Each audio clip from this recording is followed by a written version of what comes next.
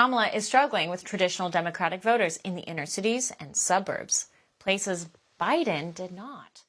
So where does this leave this jewel of the Midwest and crucial brick in the brick blue wall?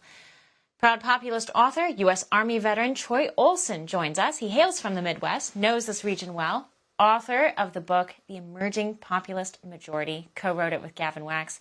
Troy, great to have you on. Thank you. Great to be here, Chanel. Thanks for having me. What do pollsters always get wrong about Wisconsin?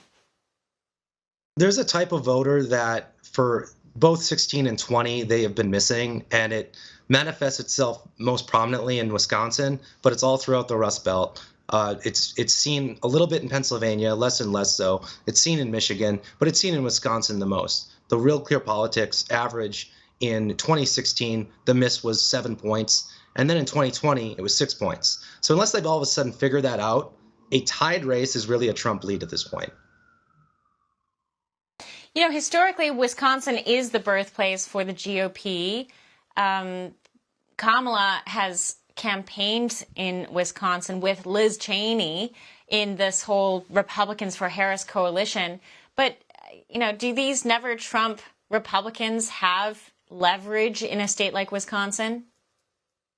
I'm still waiting for their political power to show up.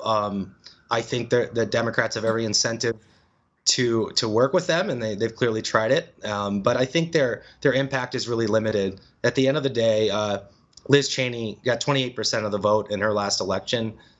This reminds me of Chuck Schumer's quote: "For every professional class, we're gaining 3 professional class voters to losing 1 working class." The ratio is actually the opposite. Every professional class voter they're gaining, they're losing 3 or 4 working class voters. So they keep making bad trades on the electorate. Wisconsin is a very working class heavy state, a very rural state. It's the most rural state of that area, of that region. And it largely does move in the rules with Iowa, which is now 8-9% away from the Democrats. And it moves with Minnesota's rules too. The only difference between Minnesota and Wisconsin is basically the Minneapolis-St. Paul metro is quite a bit bigger. So you're an Army veteran. You grew up in rural Minnesota. Correct. You come from a family that is mostly Democrat, and you realigned yourself in the Trump era. You became a Trump voter. You're the quintessential Trump voter in a blue state. Are there more of you coming of age, if you will, coming of political age this time around? Yes, I think so. One of the phenomenons we write about in the book is we look at millennials, whether in blue states, purple states, or red states. And millennials were supposed to be the Democratic generation that brings about a second FDR coalition, if you will. That was the Obama 2008 prophecy, but that was a very short-lived story. The truth is millennials have been realigning for years, and it wouldn't shock me if this generation went for Trump this time around. Millennials are realigning or think around 3 things: marriages, mortgages, and children.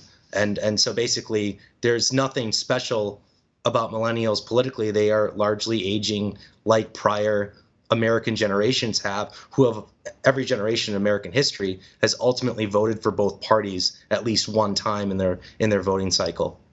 Very interesting. Troy Olson, a pleasure to have you on. Thank you so much for the time. Is tough cop Kamala really just a damsel in distress? One America's chief White House correspondent, Monica Page, joins us next.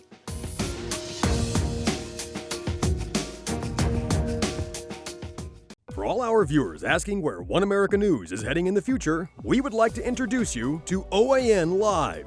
OAN Live is the best way to stay up to date on all of the hard-hitting, straight-shooting, national and international headlines. And the best part is, OAN Live is only $4.99 per month.